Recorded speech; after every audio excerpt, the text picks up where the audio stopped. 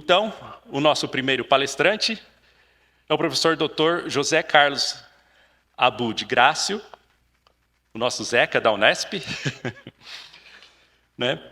Ele possui uma sólida formação acadêmica com bacharelado em Ciência da Computação pela Universidade Estadual de Campinas, mestrado e doutorado em Ciência da Informação pela Universidade Estadual Paulista, e durante sua carreira exerceu o cargo de diretor de informática da Unesp, de 95 a 2009, e foi membro do Comitê Superior de Tecnologia da Informação da Unesp, de 2009 a 2016.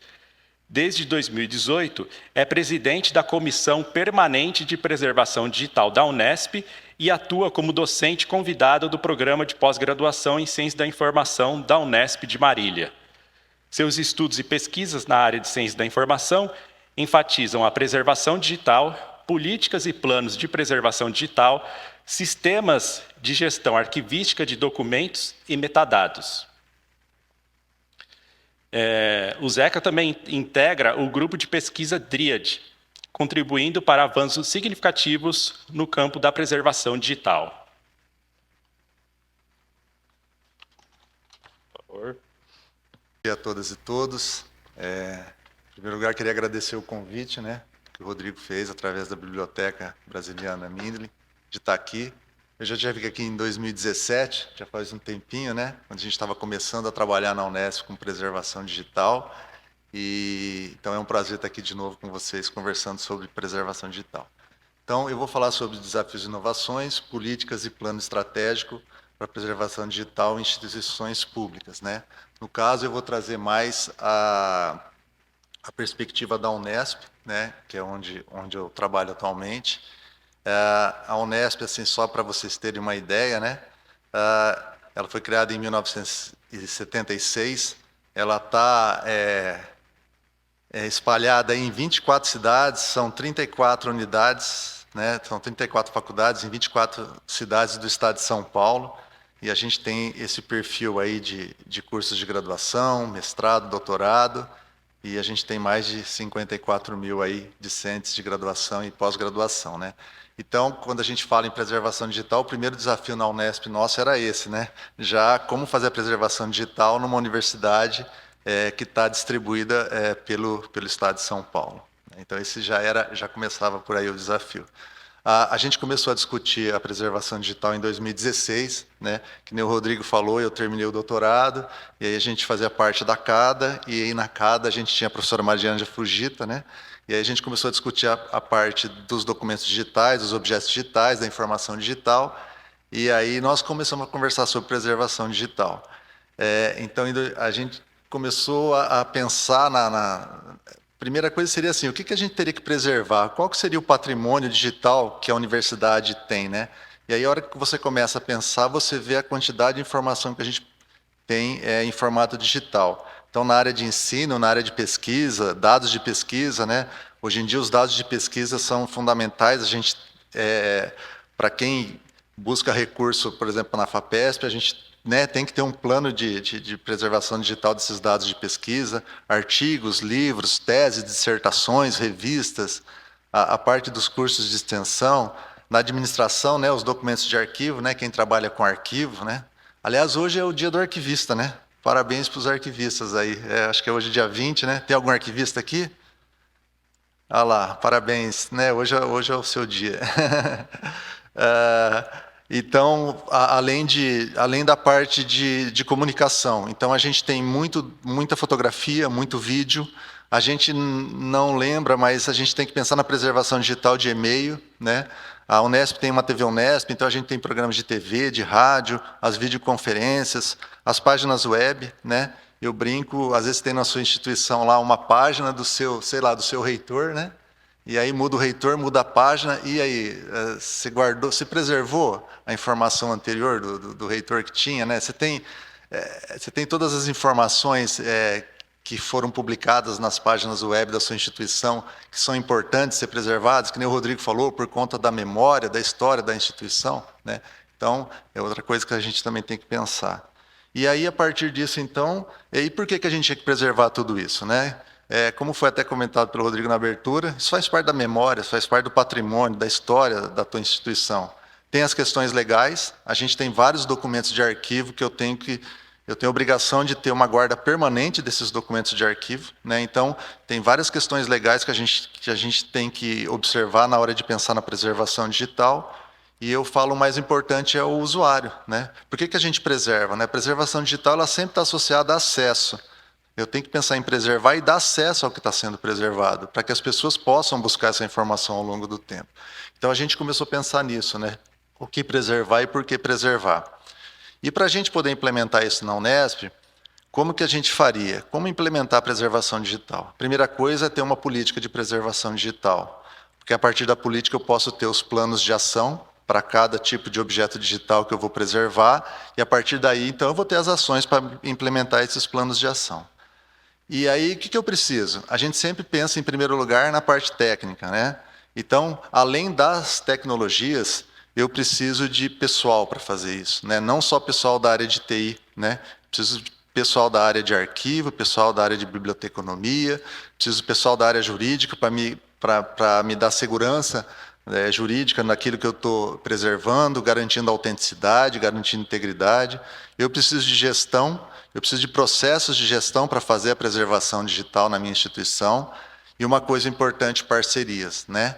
O que a gente está fazendo aqui hoje é isso, é estabelecendo parcerias, conversando. Então, as parcerias na preservação digital é fundamental. Eu mostrei para vocês aquele monte de objeto digital que tem que ser preservado, né? Dentro da minha instituição, eu não tenho gente, pessoal capacitado para trabalhar com tudo aquilo. Então, se de repente eu tenho uma instituição que trabalha com preservação web, a outra trabalha com preservação de e-mail, eu trabalho com a preservação de documento de arquivo. A gente pode trocar informações entre a gente e para poder avançar. Porque o Humberto Narelli da Unicamp falava, né? Enquanto a gente está discutindo preservação digital, muito objeto digital está sendo produzido e perdido, né? Então, a produção ela é muito rápida. Então, realmente, a gente tem que ter parcerias para avançar rapidamente nesses processos de preservação digital. Então, é isso que a gente pensou também quando começou a discutir preservação digital na Unesp. Então, assim, como que funcionou? Em 2016, então, a gente começou as discussões e, em março, nós montamos uma comissão para a elaboração da política de preservação digital para documentos de arquivo da Unesp. Uma coisa importante que foi estabelecida uma portaria assinada pelo reitor, e essa comissão ela era multidisciplinar. Então, tinham docentes, tinham servidores técnicos administrativos, docentes dos cursos de biblioteconomia, arquivologia, ciência da informação, a gente tinha o pessoal da área de TI, a gente tinha o pessoal da área jurídica, a gente tinha uma pessoa da administração junto dessa comissão. Então, quando a gente pensou em elaborar a política, foi importante trazer todo esse pessoal. Às vezes a gente pensa que elaborar uma política, eu pego o cara de TI e outra pessoa e faço a política. Não, ela tem que ser mais ampla. A equipe para elaborar essa política tem que ser mais ampla. E aí, então, em dezembro de 2017, nós concluímos a política. Ela ficou pronta em dezembro de 2017. E aí, uma coisa importante da preservação digital é conseguir inserir a preservação digital nos objetivos e na cultura da instituição. Então, quando nós terminamos a política, pessoal, vamos publicar? Nós falamos, não, vai passar pelo Conselho Universitário, que é o órgão máximo da instituição. As pessoas têm que conhecer, tem que ser aprovada pelo Conselho Universitário. Então, aí, em abril de 2018, a política foi aprovada pelo Conselho Universitário da Unesp. Entre as várias coisas que tem dentro da política, dentro desse documento, uma delas era a criação de uma comissão permanente de preservação digital, né? Então, nós criamos, então, a partir da aprovação, em junho de 2018, foi criada a Comissão Permanente de Preservação Digital, através de duas portarias. Uma portaria que dizia quem eram os membros e a outra portaria que dizia quais eram as atribuições dessa comissão. E as atribuições estavam na política, né? Elas já estavam lá dentro da política.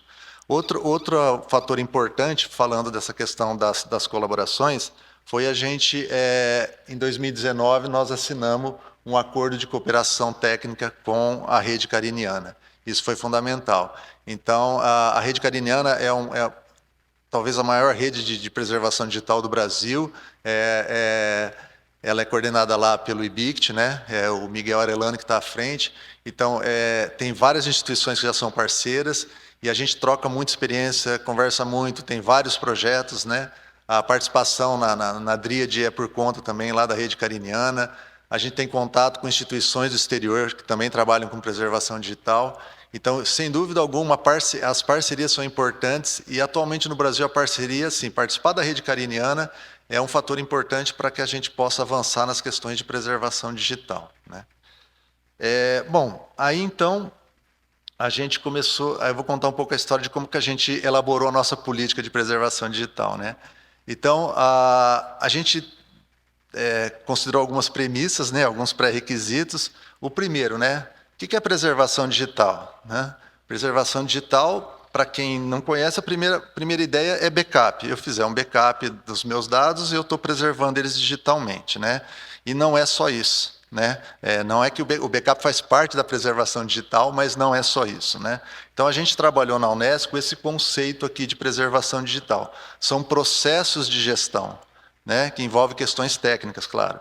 Então, são processos de gestões envolvidas na administração das atividades que são necessários para garantir que um objeto digital, seja ele qual for, né, ele possa ser preservado, acessado e utilizado no futuro, a partir das tecnologias de informação e comunicação que vão existir nessa época e com garantias de autenticidade, garantir que o documento é autêntico, e de integridade, garantir que o documento não foi modificado. Então, a hora que você coloca essa definição, você vê que não são só questões técnicas que envolvem a preservação digital. Então, isso foi uma premissa que a gente teve. A outra premissa foi, a política ela não vai tratar só de questões técnicas. Então, ela vai tratar da questão da cultura organizacional, da mudança que a preservação digital vai trazer dentro da Unesp, vai tratar das mudanças e avanços nas tecnologias de informação e comunicação que a gente tem os aspectos organizacionais. Então, na política, a gente deixou claro algumas questões como responsabilidade, como necessidade de recursos, como o primeiro item da nossa política é um item que fala assim: a Unesp assume estrategicamente o compromisso de preservar suas informações digitais. Então, é um compromisso institucional. Então, a política ela já começa por aí, mostrando que a gente tem um compromisso de preservar isso daí institucionalmente. As questões legais, questões de direitos autorais, né? Eu tenho que tomar cuidado, eu vou preservar sei lá, um artigo, um livro. Daqui a alguns anos eu preciso migrar ele para um outro formato. Eu tenho que ter autorização do autor que eu possa estar mexendo nesse objeto digital. Então, tem questões legais envolvidas, tem questões da lei de acesso à informação. Hoje em dia, a maioria das informações estão em meio digital, né?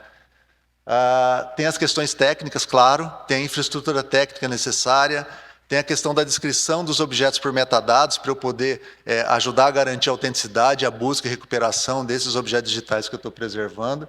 E a questão ali embaixo, não menos importante, é o acesso. Então, eu tenho que pensar em preservar e dar acesso a esses objetos digitais que eu estou preservando. É claro que o acesso depende da sua política de acesso. Tem documentos que são de acesso público e tem documentos que não são. Então, é claro que isso tudo também você tem que tratar na preservação digital. Então, quando a gente foi escrever a política, a gente levou em consideração todos esses elementos, esses aspectos, e também a questão das parcerias, né? Então, aqui são algumas instituições que a gente tem contato desde 2018 lá, né?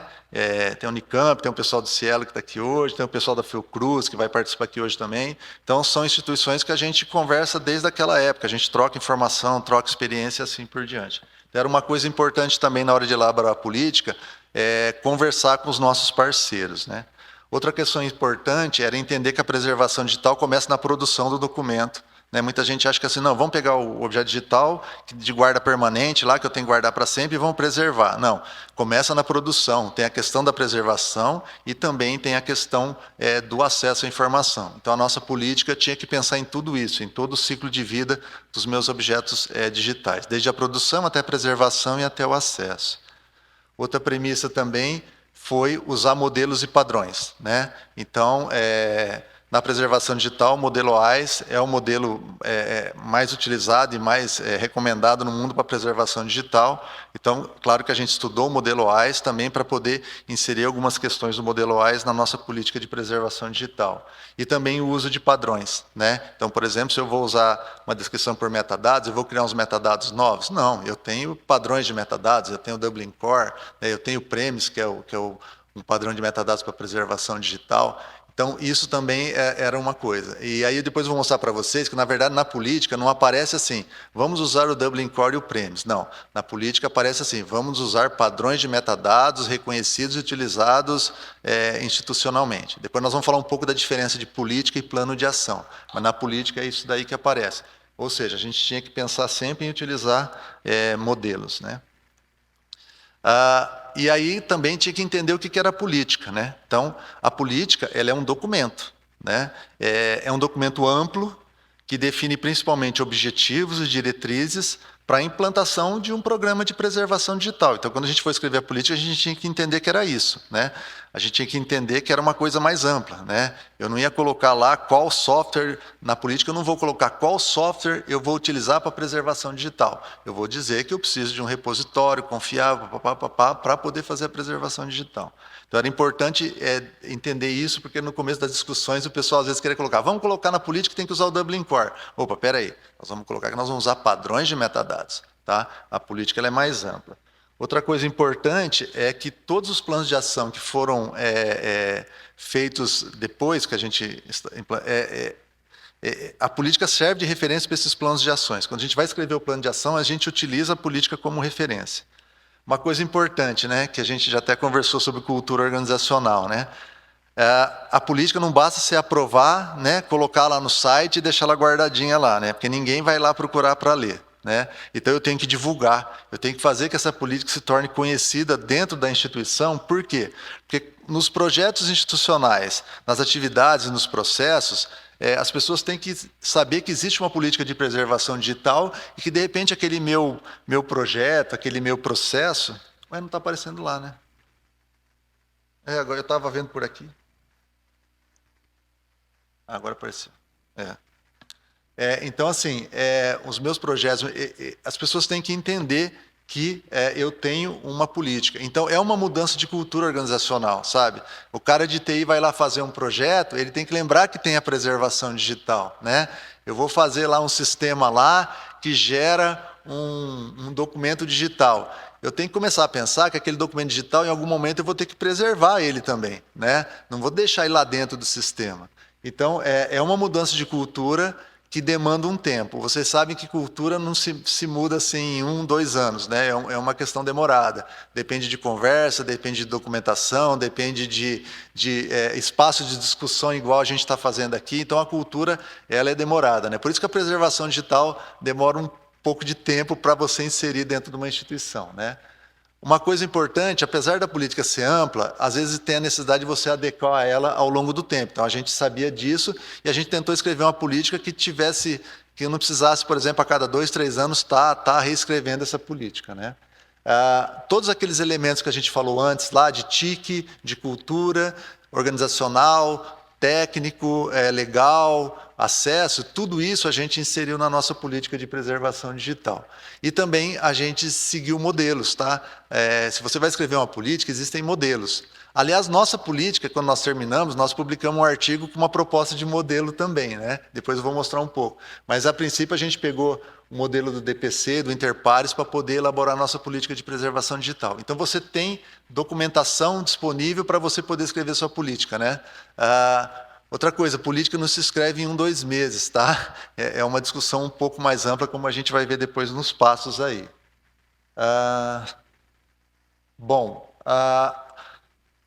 Outra coisa importante é que a política tem que ser pensada na integração da política de preservação. A política de preservação digital tem que estar integrada com as outras políticas institucionais, tá? Não basta eu colocar lá na política como que eu quero que seja parte de TI, se a minha política de TI é diferente da minha política de preservação digital, se a minha política de investimento institucional é diferente daquilo que eu estou propondo. Então, é sempre importante, quando você vai elaborar sua política, você entender as outras políticas institucionais. Por isso que foi importante na nossa comissão, aquela equipe multidisciplinar, porque tinha alguém que entendia de TI, o outro entendia de investimento, o outro entendia de pessoal e assim por diante. Então, essa é uma questão importante que tem que ser levada em conta, né? Porque senão sua política nasce morta. Se de repente você propõe uma política que a política de TI não vai te contemplar, pronto, acabou. Eu estou escrevendo um documento que nasceu morto. Então, por isso que é importante conhecer todas as políticas dentro da sua instituição, né? Bom, e aqui são os passos que a gente seguiu para elaborar a nossa política. Então, quando a gente montou a comissão, a primeira coisa foi definir o objetivo da política. Então, foi até engraçado, porque a ideia era escrever uma política para documentos de arquivo. Aí a gente começou discutindo, mas aí, nós vamos escrever uma política para documentos de arquivo ou vamos escrever uma política geral? Então, a gente passou algumas reuniões discutindo isso, né? E, no caso, a opção da Unesp foi por uma política para documentos de arquivo, né? Mas, assim, hoje em dia a gente já vê a necessidade de ter uma política mais ampla de preservação digital. Então, provavelmente, a nossa próxima revisão da política pode ser que a gente já tenha uma política mais ampla de preservação digital. Então, a primeira coisa, quando você vai elaborar a política, aquele grupo multidisciplinar tem que definir isso. Segundo, é constituir essa equipe, né? E aí é importante trazer gente das áreas. Aí você fala assim, eu não gosto do fulano daquela área lá, mas eu vou precisar dele na minha comissão, sabe assim? Então eu vou ter que, se eu não puder trazer o fulano, que traga alguém lá que trabalha com ele, que tenha o poder de decisão dele, o conhecimento dele, para poder trabalhar junto. Então a montagem da equipe ela é importante. É claro que você não vai ter 15, 20 pessoas na equipe, mas também não adianta você ter 2, 3 pessoas. É importante você ter um grupo que represente efetivamente a sua instituição.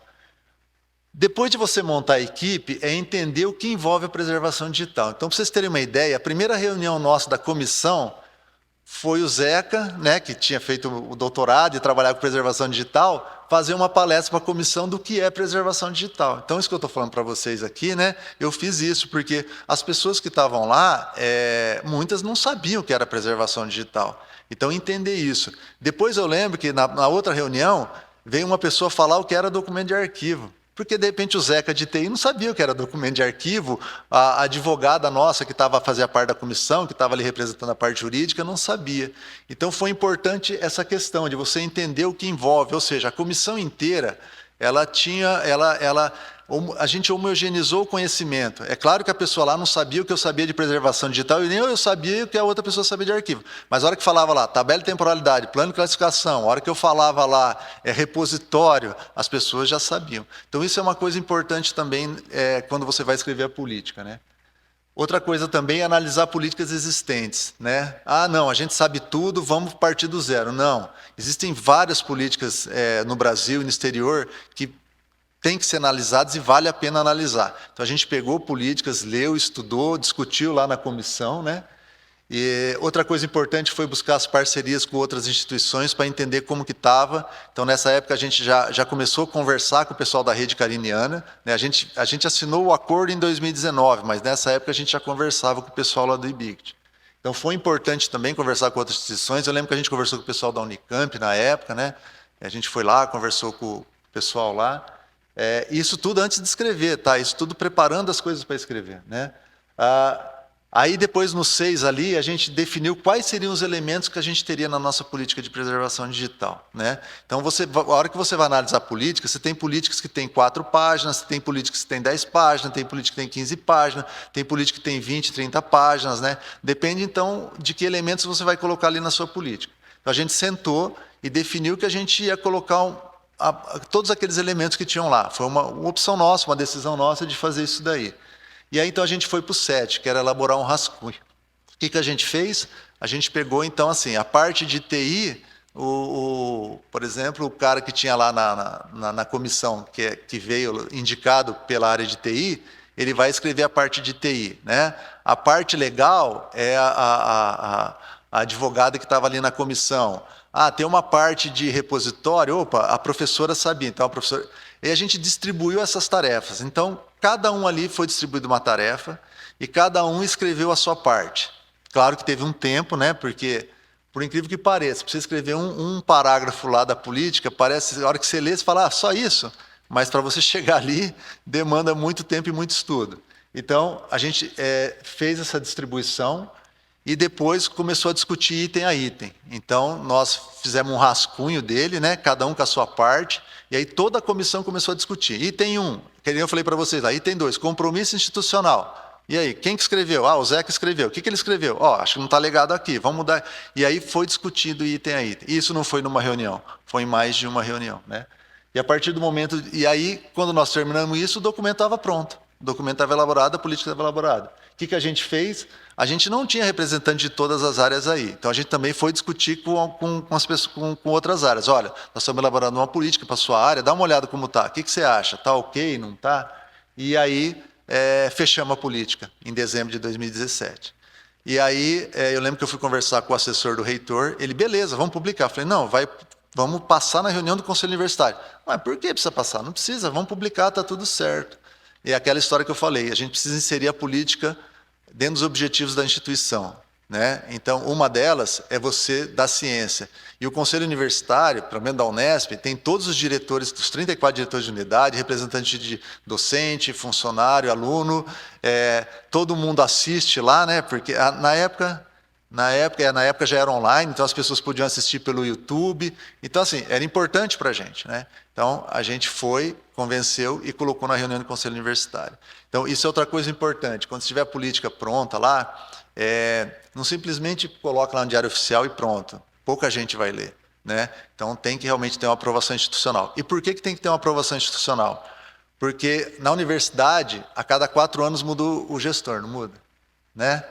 Lá na Unesp é a mesma coisa, mudou o gestor, a gente teve que ir lá, conversar com o pessoal, explicar o que é preservação digital, o que a comissão fazia. E a partir do momento que você chegava e falava, ó, tem uma política que foi aprovada pelo Conselho Universitário, aí as pessoas já te ouvem de uma outra forma. Então isso é uma coisa importante realmente, aquele item 10 ali, que é aprovar institucionalmente, né? Se você está numa empresa privada, cara, o presidente da empresa tem que entender aquilo lá e abraçar essa ideia.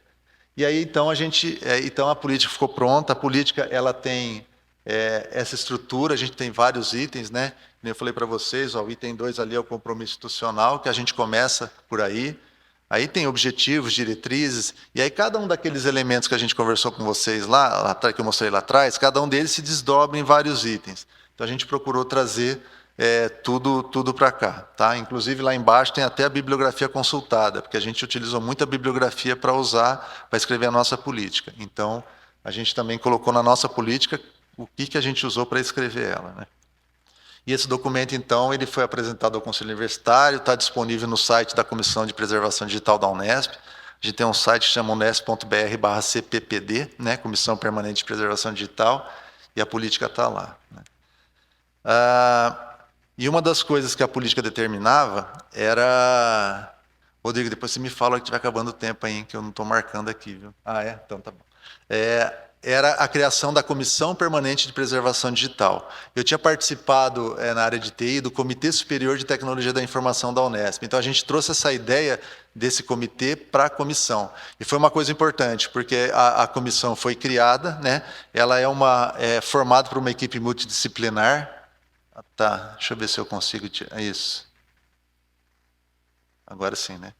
Então, atualmente ela tem 4 professores, tem 4 docentes, principalmente dos cursos de arquivologia, biblioteconomia e ciência da informação. Da biblioteca tem a coordenadora geral de bibliotecas, né?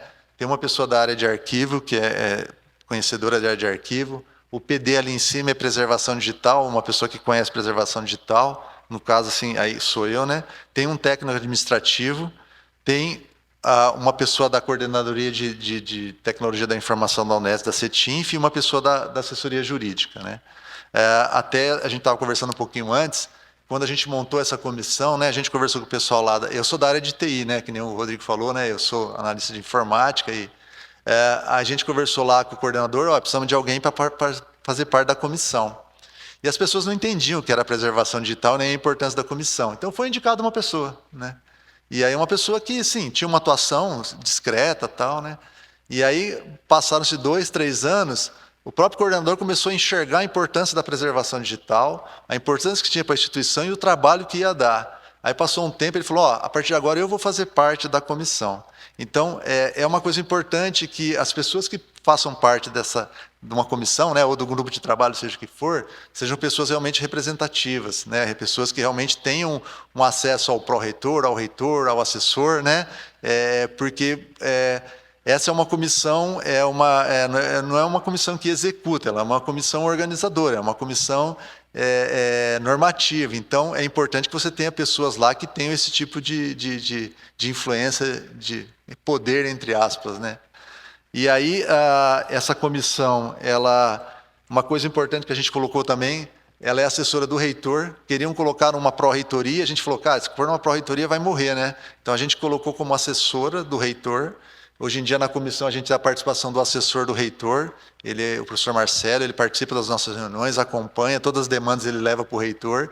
Por quê? Porque eu preservo não só biblioteca, eu tenho arquivo, eu tenho recursos lá audiovisuais da TV Unesp. Então a gente falou, ó, não pode ficar na área administrativa, porque aí você vai pensar em preservação para a administrativa. Se ficar na biblioteca, vai pensar só a biblioteca. Então tem que ser uma comissão assessora do reitor. E aí, depois de muita briga, a gente conseguiu colocar. Tem várias atribuições da comissão, as principais dela é implementar a política, né? Propor parcerias com instituições nacionais e internacionais, então a gente sempre está trabalhando com parcerias, definir normas, rever políticas e padrões, né? E criar equipe de especialistas para a gestão dos processos quando necessário. Então é a comissão hoje em dia que a gente tem, eu vou falar um pouquinho dos projetos depois, é o que a gente trabalha de criar essas pessoas, esses grupos de trabalho. E a partir então dessa política a gente foi elaborar os planos de ação, né? O plano de ação ele é um documento mais específico que realmente traz ações mais específicas, né? Então eu vou dar um exemplo aqui no próximo slide. Apareceu? Peraí. Então, um exemplo. Lá na minha política eu falo da necessidade de eu preservar documentos de arquivo. O meu plano de ação, eu posso ter um plano de ação para preservar vídeos, um outro plano de ação para preservar atas e outro para fotografia. Lá na minha política, eu falo da necessidade de descrever os objetos por metadados. No meu plano de ação, eu vou dizer qual o padrão que eu vou usar, Dublin Core, Premise e assim por diante. Na minha política, eu falo da necessidade de usar modelos e padrões. No meu plano de ação, eu vou falar que eu vou usar o OAIS, o RDC-ARC e assim por diante, né? Eu vou falar na minha política, é necessário manter a integridade dos meus documentos de arquivo, né? E lá no meu plano de ação eu vou falar assim, beleza, eu vou criar uma chave hash usando checksum SHA-256 para uma das formas de garantir essa integridade. Então, vocês veem que os planos de ação é uma coisa mais técnica, né? Mais direta, mais objetiva, né? Eu falo lá que na política que a preservação digital tem que ter investimentos permanentes. Lá eu vou falar que esse ano eu vou ter R$55 mil, por exemplo, né? Tá? E assim por diante. Então, essa é a diferença de um plano de ação para uma política. Então, uma política ela gera um ou mais planos de ação, né? Vários planos de ação. Então, deixa eu falar então dos projetos aqui, que eu tenho mais 8 minutos. Então, nós temos alguns projetos. Um dos projetos é a preservação de teses e dissertações, né? Então, é uma parceria com a Coordenadoria de Gestão de Biblioteca, CGB da Unesp. Então, as teses e dissertações elas estavam no DSpace lá, né, para todo mundo acessar tudo, e o DSpace é um ambiente de acesso, né? Então, a gente precisava trazer para um ambiente de preservação digital. Uma coisa importante falar para vocês, a gente trabalha sempre com essa ideia de ter dois ambientes, dois repositórios, um de preservação, que as pessoas não têm acesso, que é um acesso restrito, e um ambiente de acesso, onde eu tenho uma cópia desse objeto digital no formato adequado para acesso, com as políticas de acesso, para que as pessoas possam acessar, né? Que vai estar lá de cara para a internet, né? O meu ambiente de preservação digital ele está guardadinho lá, com acesso restrito, não tem acesso à internet, nada. Então a gente começou com esse projeto de pegar as teses que estavam lá, né, da Unesp, e trazer para o Arquivemática, né? Então a gente trouxe uma quantidade já bem grande, e a ideia agora, então, a partir de agora, as teses e dissertações não vão ser mais entregas em papéis, só em formato digital. Antes era entregue nos dois formatos, né? Então, esse é um projeto de preservação digital que está em andamento. Outro projeto é o de periódicos eletrônicos, né, que é a parceria da Unesco com a Rede Cariniana, né, que é usar essas revistas, a maioria está em OJS, né? Depois o Rondinelli aqui vai explicar muito melhor para vocês o que é isso. E aí a gente usa também, então, o LOX, né, que é um software de preservação digital que a Rede Cariniana, né, disponibiliza para os seus parceiros. A gente está agora com o projeto de preservação digital das atas e vídeos das reuniões do Conselho Universitário da Unesp, é uma parceria com a Secretaria-Geral e com a TV Unesp. Então, a partir de 2017, todas as reuniões do Conselho Universitário foram gravadas em vídeo e tem uma ata dela, né?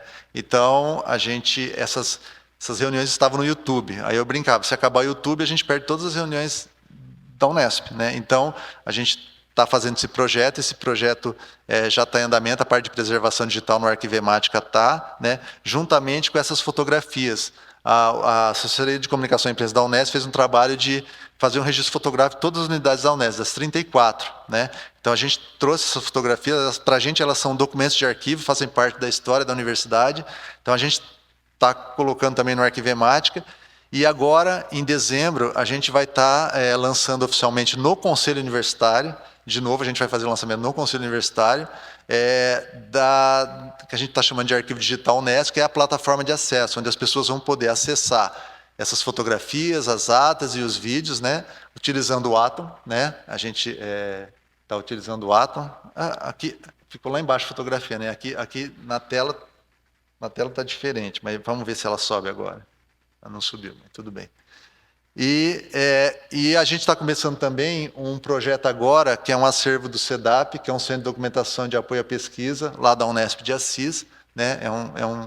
Eles têm um acervo muito legal lá, muito importante, e a gente está começando, então, o trabalho de preservação. Fora isso, tem projetos tipo assim, de preservação que a gente está começando a trabalhar. Diploma digital, né? A Unesp, hoje em dia, os diplomas são todos digitais, então a gente está trabalhando também agora com a parte de preservação digital, diplomas digitais. Né? E tem outros projetos que a gente está trabalhando. Tem o CIGAD, né, o nosso Sistema de Gestão Arquivística de Documentos, a gente vai começar a trabalhar com um processo digital. Esse processo digital, quando ele for de guarda permanente, a ideia é que ele vá, por exemplo, para o Arquivemática, que seria meio que o arquivo, né? O arquivo digital dos processos digitais. Então, além desses projetos aí, tem outros que também estão correndo em paralelo. Bom, algumas considerações finais aqui, então. Uma coisa importante de pensar é que a preservação digital ela requer organização, gestão, pessoal. Esse é um desafio importante, você conseguir pessoal. Dentro das universidades a gente sabe quanto é difícil, né? Você ter alguém lá para trabalhar para você lá, né? Eu durante muito tempo eu estava sozinho na parte, eu era presidente da comissão e também fazia a parte técnica, né?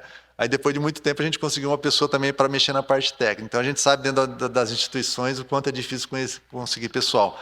Mas a preservação de terra requer pessoal, requer sistemas, né? Tipo Vemática, LOCS, requer infraestrutura tecnológica. Então por isso que é importante a participação da TI em tudo isso. E bem como atenção à legislação, que muitas vezes as pessoas esquecem, né? O monitoramento, claro, dos objetos digitais, em termos de obsolescência de hardware, de software, de formato, de suporte. A aplicação das estratégias de preservação. Então, em algum momento, eu preciso aplicar a estratégia correta de preservação digital. Então, minhas fotografias, por exemplo, eu vou preservar em PNG. Mas chegou uma fotografia minha em JPEG. Então, eu preciso fazer essa migração. Ou eu vou fazer fora, vou fazer no Arquivemática. Eu tenho que registrar por metadados, eu tenho que deixar tudo isso registrado. Né? O acesso a esses objetos, que é fundamental, né? Estabelecimento de parcerias e lembrar sempre que a gente vai ter que ter uma capacidade de assimilação de tudo isso, é uma mudança de cultura. Então, eu acho que a cultura organizacional é uma coisa importante de tratar na preservação digital. Né? Outra consideração importante é que quando eu for implementar as atividades ali no finalzinho, pode ser que eu sempre vou ter necessidade de rever os planos de ação. A gente tem reparado isso. Toda vez que a gente está implementando, a gente tem que voltar lá no plano de ação, porque um metadado que a gente definiu não ficou legal lá no ambiente de acesso, então eu vou ter que mudar lá no plano de ação. E, eventualmente, você talvez tenha que também mudar suas políticas de preservação digital. Então, sempre tenha em mente isso, que uma coisa está ligada à outra, e uma coisa pode influenciar, inclusive, na alteração da anterior. Né? Algumas barreiras aqui, né, que a gente observa. A primeira aí, cultural, não entender o que é preservação digital. Isso é uma coisa complicada, porque as pessoas realmente não entendem, as pessoas que nem o Rodrigo, a gente estava conversando, as pessoas acham que é backup, fiz backup, está tudo certo, está preservado, né? Então, é importante mostrar tudo isso que a gente falou, esses elementos que tem, as preocupações que tem que ter. Por quê? Porque simplesmente fazer backup não me garante a autenticidade do meu objeto digital. Não garante que aquilo lá é autêntico, que é íntegro, que ninguém mexeu. Né? Então, eu tenho que ter mecanismos para garantir isso daí. Segundo, aí, não entender a importância legal histórica e para as pessoas. Né? Então, as pessoas têm que entender que tem questões legais e faz parte da história. Né? Quando a gente começou lá em 2016 a fazer a política, eu fui conversar com o assessor do reitor, ele virou para mim e falou assim, cara, esse negócio é importante. Eu fiquei até meio assim, né? Porque eu fui diretor da minha unidade, fui fazer um livro lá dos 40 anos e a gente perdeu as fotografias, não tinha mais as fotografias. Então, é importante entender a importância de tudo isso. Inserir a preservação digitais nos objetivos e na cultura da instituição. A política é uma das ferramentas de inserir a preservação digital na cultura institucional. A política é importante por conta disso. A mudança periódica na gestão das instituições, cada vez que muda a gente tem que ir lá explicar para todo mundo que está entrando, né? Principalmente quando muda o reitor, e o reitor é de outro, tipo, não é uma continuidade do reitor anterior. Então você tem que ir lá explicar tudo de novo, e é o papel da gente, tá? Então, isso daí nas nossas instituições a gente vai passar por isso. Necessidade de pessoal capacitado, né, multidisciplinar, a prioridade institucional e necessidade de recursos, e aí as pessoas falam assim, quanto que gasta para preservação digital? Não, você não está gastando, você está investindo. Tem que mudar, sabe, a terminologia tem que ser investimento, investimento em preservar história, cultura, memória, patrimônio, questão legal e assim por diante. Então, até a terminologia tem que ser pensada de uma maneira diferente, né? Há as questões técnicas, claro, a infraestrutura de preservação e acesso. O cara falou, mas você precisa de 2 servidores, um de preservação e de acesso? Mas tudo isso de disco? Tudo isso de disco, eu vou ter que copiar de um para o outro. Então, é uma barreira que você tem que convencer também, né? Outra questão importante, descrição dos metadados dos objetos digitais. Isso é uma coisa que a gente tem que observar que é difícil. A gente estuda Dublin Core, sabe como funciona metadados e tal, mas na hora de implementar, é complicado, não é simples. Então, a gente percebeu ao longo desses projetos que a gente tem tido a dificuldade da questão dos metadados, principalmente quando a gente faz a integração do Arquivemática com o Atom, sabe? Que a gente joga de um para outro automático. Opa, mas não apareceu aqui. É porque esse padrão aqui não aparece aqui. Opa, então vamos mudar esse padrão. Em vez de descer.date, não sei o quê, vamos deixar só descer.date, porque aí ele vai para o Atom. Então, até esse tipo de preocupação você tem que ter. Então, e a parte de descrição é uma coisa que as pessoas acham que, de repente, não tem muita importância. Tá? E para concluir aí, estabelecer parcerias colabora expressivamente com os avanços no projeto. Isso é uma coisa que a gente tem percebido, né? O pessoal do Rondinelli trabalha lá com uma parte de preservação que a gente não trabalha. Então, com certeza, de páginas web. A hora que ele tiver com a solução dele lá, Rondinelli, vamos conversar aqui que eu vou trazer essa solução para mim aqui, porque a gente também precisa preservar a página web e a gente não tem ninguém. Então, assim, essa questão das parcerias é importante, essa iniciativa, né, que a USP está tendo, ela é importante, vocês começaram já com o pé direito, a partir do momento que estão pensando dessa forma, né? Bom, acho que era isso que eu tinha para falar, e depois a gente está aberto aí a tá respondendo as perguntas, tá bom? Obrigado.